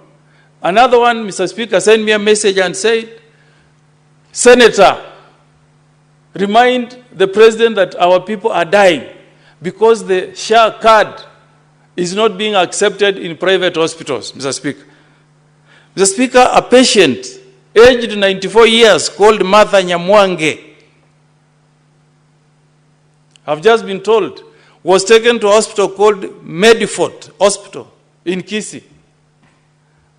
Mr. Speaker, that hospital, which had no sympathy on this senior citizen, 94-year-old, only accepted coverage on that SHA card on bed only. Then what happens to the medicine, to the surgeon, to the surgical expenses incurred in the hospital? And then we are telling people that SHA is working. It's not right. That's a lie, Mr. Speaker. So let us also look at our domestic issues. How are we treating our people, Mr. Speaker? This SHA thing is a problem, Mr. Speaker. In some counties, like Nyamira, now we are burying people on Monday, Tuesday, Wednesday, Thursday. We used to do burials only on Friday, Mr. Speaker. We represent our people, Mr. Speaker. We cannot sit here and shut our mouths from some of these issues, Mr. Speaker. And then finally, Mr. Speaker, the impact of Raila's loss in our country here. Mr. Speaker, we should guard our mouths at times. I listened to my good friend, Senator Cheragay. It's unfortunate that he's not here, making statements saying, oh, now that Raila Amolo Odinga has lost the AU chairmanship, we want to offer him position of Prime Minister. Cheragay or Nelson Koech, Mr. Speaker, are not the right people to tell ODM what position to be given. They are not the right people, Mr. Speaker. If the president wants to give former Prime Minister the position of Prime Minister, he should do it in a manner that respects the Constitution first. I sat in NADCO, Mr. Speaker, and we made a recommendation and even gave powers to that office of Prime Minister. If His Excellency the President wants Raila Amolo Odinga to get that position, the right thing to do is to fully implement that NADCO report. Not to send junior senators like Senator Cheragay to go and make announcements in the streets, Mr. Speaker. That is not the way you enhance unity in our country. If that position needs to be there, let it be entrenched in the Constitution. Let there be a discussion on who should occupy that seat through party organs, Mr. Speaker, but not through talk shows on TV, making pronouncements through the media. That is demeaning, Mr. Speaker. And it will send the wrong signals, Mr. Speaker, that there is no good faith from our president on this matter that was meant to take Raila to be the chair of AU. Finally, as I finish, Mr. Speaker, I join Ugandans, Mr. Speaker, in making an appeal to President Yoweri Museveni to ensure that Basije is released from prison, Mr. Speaker.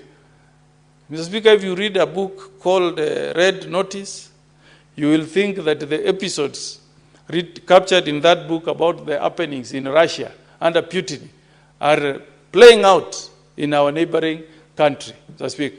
We want, within East Africa community, to respect human rights, Mr. Speaker, to show love, to show tolerance, Mr. Speaker, to our opponents, Mr. Speaker. So we urge our senior statesman in the region, President Yoweri Museveni, to have sympathy and a soft heart on that leader of opposition called Basije. I hope the unfortunate thing will not happen, Mr. Speaker, where Basije will die because he has not been able to get medical help under the watch of President Yoweri Museveni. With those remarks, Mr. Speaker, I support. Thank you. Thank you, Senator Senior Counsel Okongo Mogeni. And as you resume your seat, I wish from the chair to remind you that the NADCO report was presented before the JLAC, which I chair, and we've done a report which is already part of the reports which will be processed in the course of this session. That is something that is already in the order paper for the coming week, I believe. And secondly, you made reference to the Principal Secretary of Foreign Affairs, the Honorable Singwei. You as truly remember once worked with him in the law practice, and I can confirm that the accolades you gave to him are the accolades that he exhibited prior to his decision to, of course, resign as he assumed the current public office that he's holding. And so that is a proper presentation of a colleague's professional status. Senator Karen.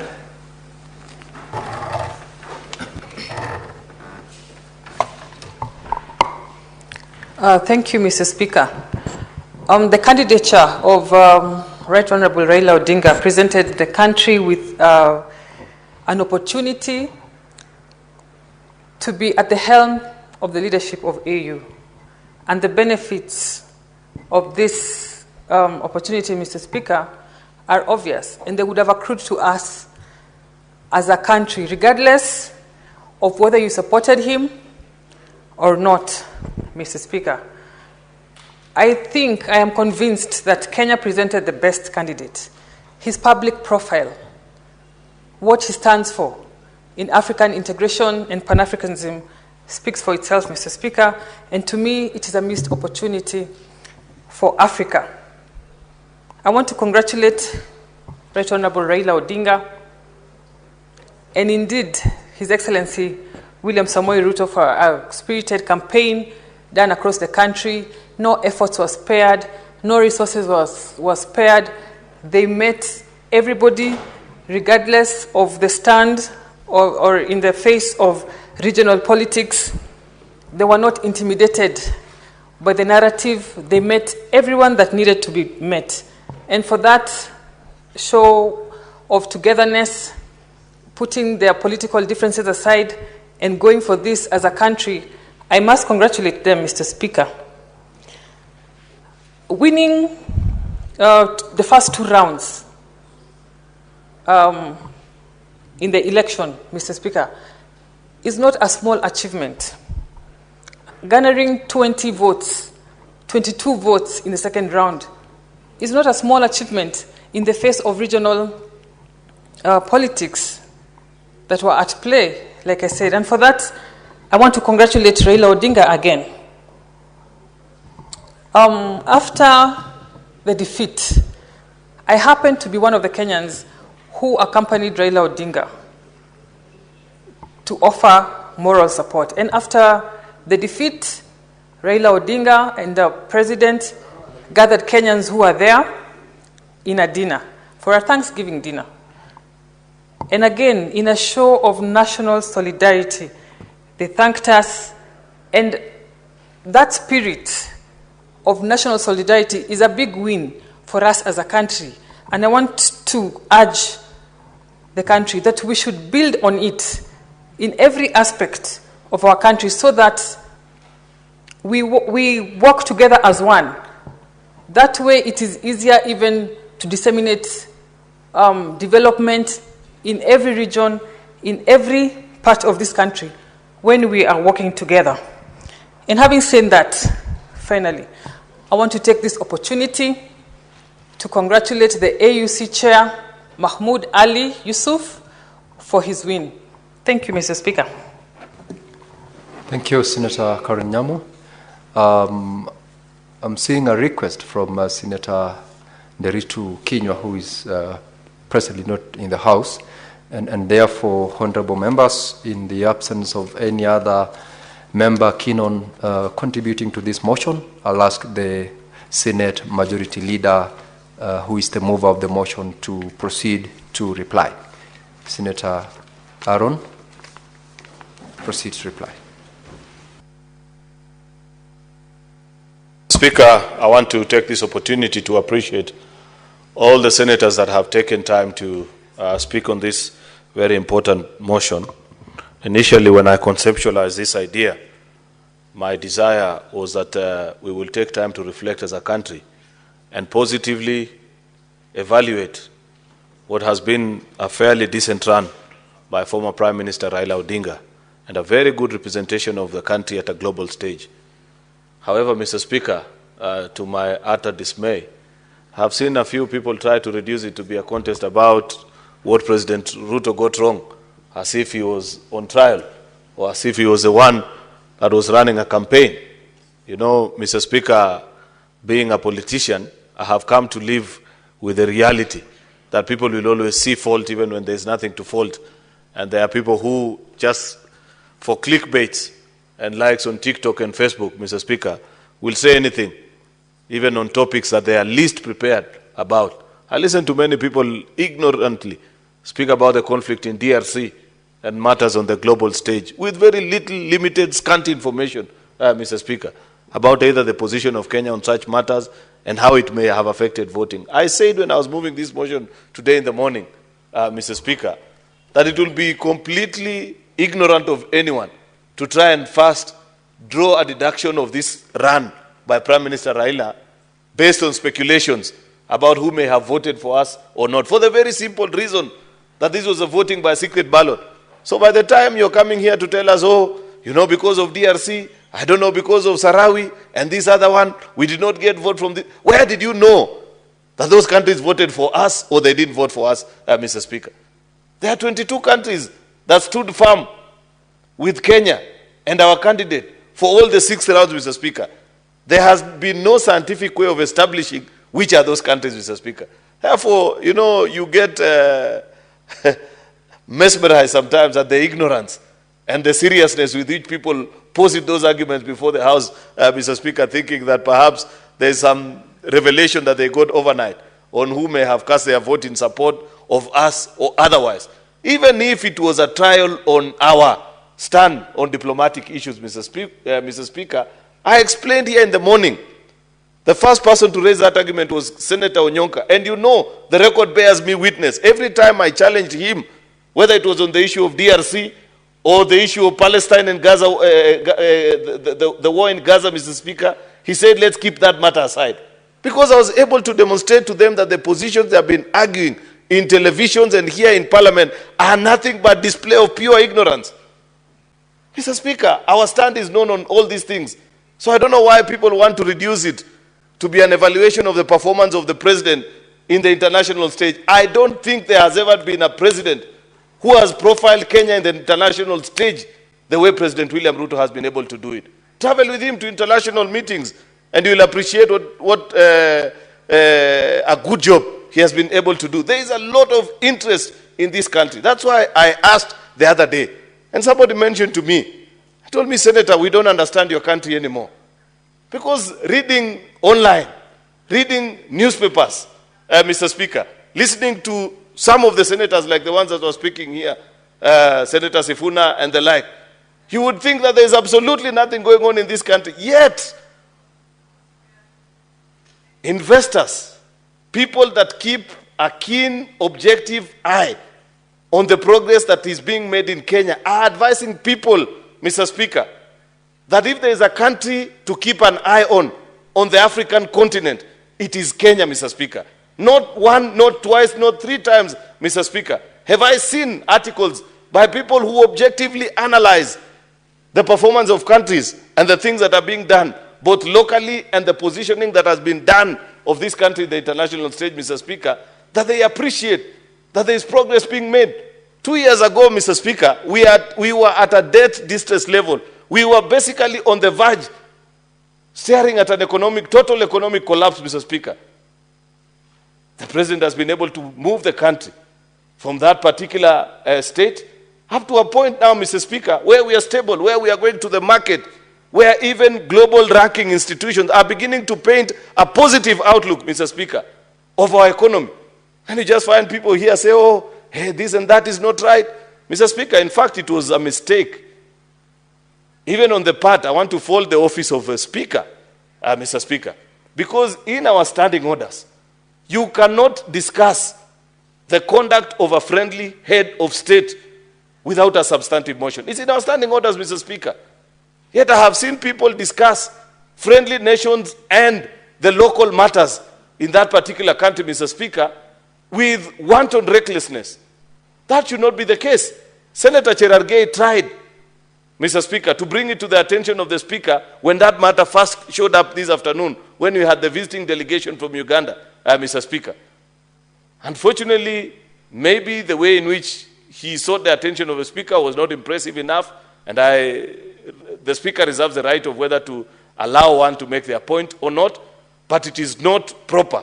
And many senators need to be acquiesced themselves with our standing orders, Mr. Speaker, that do not allow that kind of a behavior, Mr. Speaker. Even this issue that people are talking about of what happened today, that, oh, you are hosting rebels, this or the other. Kenya is a proud member of the international community. Many times, people rush here when their countries are in conflict, Mr. Speaker. The same people that are faulting us and saying, why did you allow Besigye to be picked and they are lifted from Nairobi, today have a problem that part of the faction that is warring in Sudan is here in the country. So which is which? If you want us to lock the country to anybody that is under siege in their own country, Mr. Speaker, then let that be your stand. But you cannot on one hand say that you need to keep this one here, but the other one you need to release. Kenya, over the years, has made significant contribution to regional stability, including almost every other East African country, Mr. Speaker, that every other time they've had conflict, people have negotiated here. I want to believe that part of negotiation, Mr. Speaker, includes allowing the warring parties, Mr. Speaker, to have access to your country. Who says if one of the entities has come and pitched tent here, Mr. Speaker, that we support whatever they are doing? We are a proud member of the international stage, Mr. Speaker, and I know for a fact that when people seek to either congregate here or find a safe haven if they feel unsafe in their country, there are millions of refugees that continue to ply their trade, Mr. Speaker, or make a living in this country as they go about their business. You remember even the issue of DRC a few months ago, where when DRC protested and said, why did you allow so-and-so to speak? Our answer was plain and simple. This is a free country. When people come here, they enjoy the rights. This is a country where you insult even the president and nobody does anything about you. So it will be very difficult for us to reserve and say only Kenyans are allowed certain rights and foreigners are not permitted of the same, Mr. Speaker. Therefore, Mr. Speaker, I want to request the colleagues that want to do an evaluation of Kenya's performance on the diplomatic stage to perhaps present a substantive motion, come before the Senate Standing Committee on Defense and Foreign Relations, Mr. Speaker, and raise the issue that they have. But to reduce such an important motion, you know, Mr. Speaker, where you find you want to score cheap points and appear as if you're the one who's most knowledgeable, on these matters which you are ill-prepared to comment about, because the things that you're speaking for, if people who understand things better listen to you, they cringe in their seats because they are wondering who elected this one.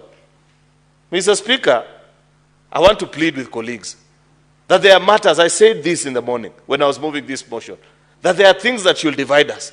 We can surely have difference of opinion when it comes to matters local politics. But when shall we ever grow and mature politically to appreciate that, for example, when a Kenyan shows up at the international stage, Mr. Speaker, then they represent our flag. They represent us as an entire people. If you are not a candidate in that particular exercise, competing with them, Mr. Speaker, then the least that you can do, look away if you don't like that particular person. At least at the very worst, Mr. Speaker, just keep quiet. But if you are a patriot, take time to celebrate them and lend their support, Mr. Speaker. But not to do the kind of things that we saw being done when the Prime Minister was making his run, touring African countries. There are people who are posting pictures. When President said, oh, today I had dinner with former Prime Minister of Kenya, Raila Odinga, you go to the comment sections, Kenyans are even more than citizens of that particular country with their stupid tribal politics, Mr. Speaker, importing it all the way to the international stage. And then you find leaders here in this house trying to justify that, oh, yeah, let people express themselves. Express what? Ignorance. Mr. Speaker, leadership also involves telling people that this is not right, that we don't agree with you in this particular. Why are you a leader then?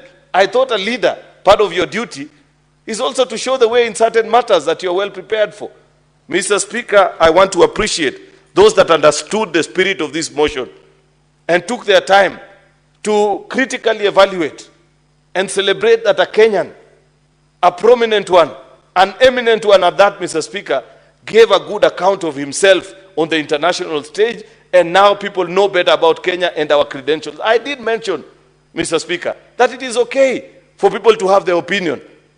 But you know, the most ignorant of the lot, Mr. Speaker, are the ones that have tried to reduce this conversation to be about the evaluation of President William Ruto. He was not a candidate there. Prime Minister Raila Odinga himself said it on that night on the 15th, that there is nothing that the government of Kenya led by President William Ruto stopped at or withheld in terms of support in his candidature. And he said, I appreciate that about this.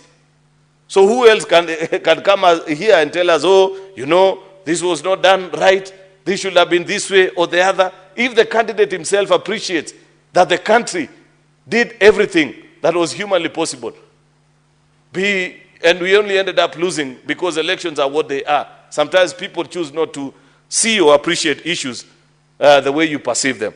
Therefore, Mr. Speaker, let it go on record that this House appreciates the decent run, the good presentation at the international stage of this eminent Kenyan, that there are lessons that the country has learned, so that in future, because there will be other Kenyans, Mr. Speaker, who will show up at the international stage looking for employment opportunities, either in global institutions, Mr. Speaker, or even at the UN, Mr. Speaker. And there are things that we can surely do better as a country. I want to appreciate, Mr. Speaker, the seconder of this motion, Senator Moses Kajwang, because it is he who reminded us that with this negative energy, very soon we will transfer it even to matters like sports, things which ordinarily have always united us. That you'll find Harambee Stars playing, and because maybe there's a certain player that you don't like, or this or the other, Mr. Speaker, then you'll find people, you know, either cheering the other country or wishing ill fate on our own team. We must nip it at the bud while it is still early, Mr. Speaker, and be able to tell each other. You know, the other day, Mr. Speaker, we laid to rest celebrated veteran journalist Leonard Mambo Mbotela. It is on such matters that he will ask, Je, hu ni ungwana? Is this really decent of us, Mr. Speaker, to continue to do these kind of things? Therefore, I want to conclude, Mr. Speaker, by expressing the three things that this motion intended to do when we set it out this morning, which is, one, to express the thanks of the Senate to the Right Honorable Prime Minister Raila Odinga, to appreciate that he gave a good account of this country, that this Senate notes that despite the fact that he may not have won, Mr. Speaker, that it was not because of anything in his own capacity, But given that this was a competition and there were other judges, Mr. Speaker, that they may have held different views. But as a country, we are proud of him and the work that he was able to do. Secondly, Mr. Speaker, is to record the thanks of this House to His Excellency the President William Ruto for stepping up, Mr. Speaker, and ensuring that a man whom they fiercely competed in the last presidential election and was separated on only by barely 200,000 votes, Mr. Speaker, enjoyed the support and the full backing of the government of Kenya with no restraint, Mr. Speaker. And that is what a decent country should do, because this is an important job. You know, Mr. Speaker, I'm reminded, I saw last weekend another member of parliament from the National Assembly. I don't want to take him seriously anyway. I think he's the MP for Juja or something. I don't want to take him seriously because I read elsewhere, I don't know if it is true, that the only document that gentleman has is a driver's license. Therefore, the kind of things you're saying about, I don't know how much was spent, is expected of such characters, Mr. Speaker. But the point is, Kenya should not have held back. Leader of Majority, yes. I may as well remind you that the said member has since recorded a statement before the police and has been charged before court. No, today he was charged for forgery, not for the misleading comments that he said about what Kenya did, I don't know, in the candidature.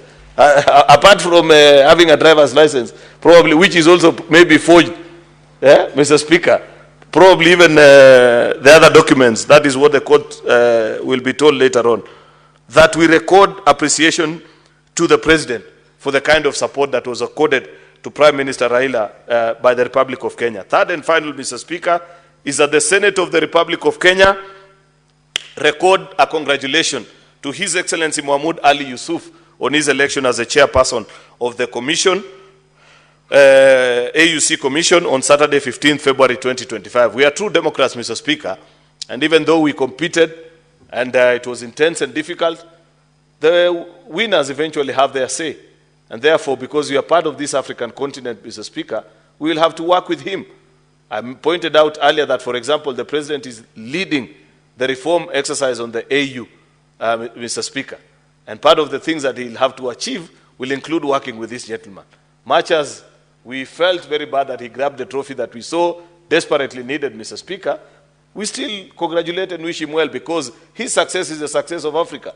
The success of Africa is the success of Kenya, Mr. Speaker. And therefore, we should take such moments to celebrate them, much as we may disagree with him on many of the things. The only thing that perhaps maybe I will point out as a simple measure of courtesy, Mr. Speaker, is to be gracious even in victory, Mr. Speaker, because I saw a video. Probably maybe the people that did the translation may not be honest. I'm aware that we live in the information age and sometimes not everything is accurate. I saw a video of him somewhere back home in Djibouti alongside his president, and he said certain things that perhaps didn't sit well with the rest of us as a country. But who knows? It could be the wrong translation. Since I don't speak Arabic, Mr. Speaker, I don't want to bear witness, but I want to believe that that gentleman will serve the continent of Africa and celebrate and do all the things that we need to do. Therefore, Mr. Speaker, I wish to end it at that and celebrate what has been achieved and said this afternoon. The various unhelpful comments notwithstanding, but many colleagues, 90% of the people that spoke actually stayed on tune. Apart from the usual, Mr. Speaker, that you'd expect in any political conversation, I still appreciate that many people rose to the occasion and appreciated what this motion was about. It was just about celebrating an eminent Kenyan, appreciating the President, and congratulating the eventual winner. The long and short of all these things that have been said this afternoon were about those three things, which I believe have been ably done by members of this House, using whatever form of shade and color that they have said. With those many comments, many remarks, Mr. Speaker, I beg to reply. Finally, Mr. Speaker, in accordance with Standing Order number 66.3, I beg to request that the deferring of the question be held to a later date. I thank you, Mr. Speaker. Thank you, Senate Majority Leader. And first one to Standing Order 66.3, the putting of the question to this motion is hereby deferred to the next sitting of the House. Very well. Clerk, you may call the next order.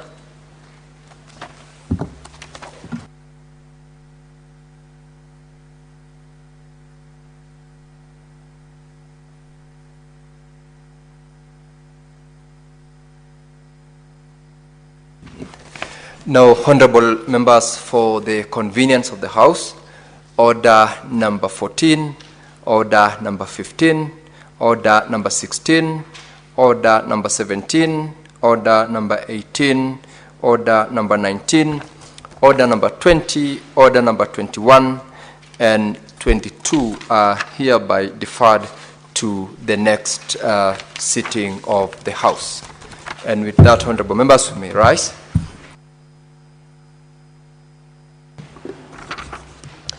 Honorable Senators, there being no other business on the order paper, the Senate stands adjourned until tomorrow, Thursday, 20th of February 2025 at 2:30 p.m.